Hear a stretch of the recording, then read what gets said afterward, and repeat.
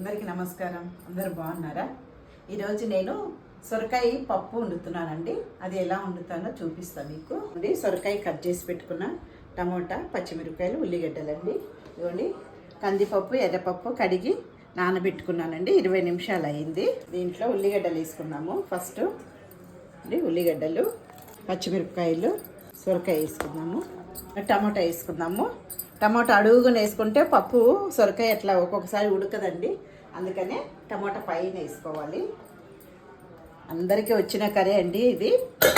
కాకపోతే ఏంటంటే ఇప్పుడు పిల్లలు వంటలు చేస్తున్నారు కదా, కొత్తగా పెళ్ళి అయిన వాళ్ళు పిల్లలు ఉంటారు కదండి, వాళ్ళు చూసి నేర్చుకుంటారని పసుపు వేసుకున్నాము. ఇదిగోండి పసుపు. ఇప్పుడు పొయ్యి మీద పెట్టుకుందాము. ఒక 3 విజిల్ పెట్టుకోవాలండి. ఉడికింది.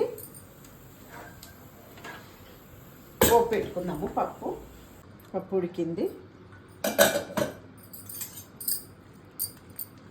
లైట్గా ఇట్లా కలుపుకోవాలి. ఇది పచ్చిమిరకాయలు చాలా కారం ఉందండి, ఆ కారమే సరిపోతుంది. ఇప్పుడు మళ్ళీ పోపులోకి మనమే ఎండుమిరపకాయలు వేస్తాం కదా, సరిపోతుంది. దీన్ని ఇప్పుడు పోపు పెట్టుకుందాము. కర్రీ పోపు పెట్టుకుందాము. ఇదిగోండి పాపడాలు వేయించిన ఆయిల్ అండి అది.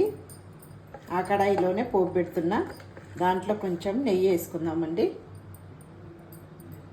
సొరకాయ, బీరకాయ పప్పు చేసేటప్పుడు కొంచెం నెయ్యి వేసుకుంటే టేస్ట్ బాగుంటుంది. ఆవాలు వేసుకుందాము. 1 స్పూన్ ఆవాలు అంటే 1 స్పూను జీలకర్ర, 4 మెంతులు, ఎండుమిర్చి వేసుకుందాము.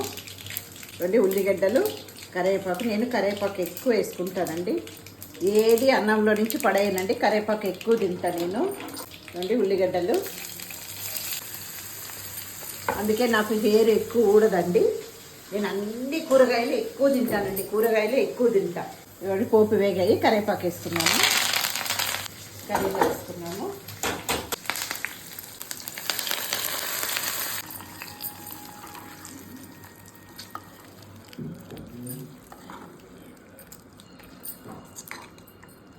ఏ కూరకైనా అండి పోపే టేస్ట్ ఉంటుందండి.